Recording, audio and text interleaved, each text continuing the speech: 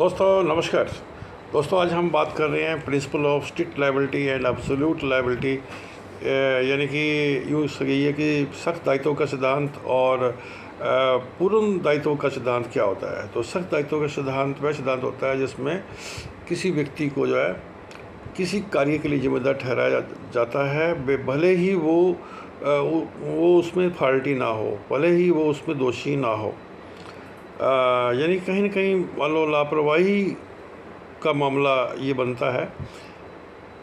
जैसे मान लीजिए एक यूनियन कार्बाइड एक केस हुआ था 1987 में भोपाल के अंदर जो है भोपाल में गैस लीक हो गई थी और उसमें जो है बहुत सारे लोग अपंग अपाहिज हो गए थे। तो उस अवस्था में भी कंपनी को जो है कंपनसेट करना पड़ा था और अब भी करना पड़ रहा है। अभी वो मामला रनिंग में ही एक तरह से मान के चलिए आप। और उसमें जो है काफ़ी नुकसान हुआ लोगों का जो है बहुत ज़्यादा। तो MC Mehta versus union of India जो 1987 केस है वो भी इसी पैटर्न के ऊपर ही है। अब आ जाता है पूर्ण दायित्व का सिद्धांत क्या होता है। यानी कि इस रूल के तहत जो है लोग जो किसी भी नुकसान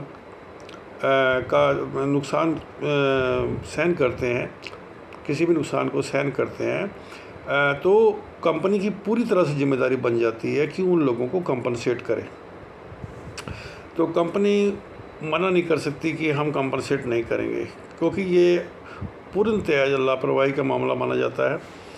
और इस तरह के बहुत सारे केसेस हैं जो पहले भी आ चुके हैं, जिनके फैसले हो चुके हैं और उनको कंपनसेट भी किया गया है। और लेकिन कुछ विशेष अवस्थाओं के अंदर जो है ना ये नियम लागू नहीं होते हैं। जैसे मान लीजिए कोई परमात्मा ने ही कोई इस तरह का काम कर दिया हो, परमात्मा की वजह से हो गया हो, तो ऐसी अवस्था में लागू नहीं होगा।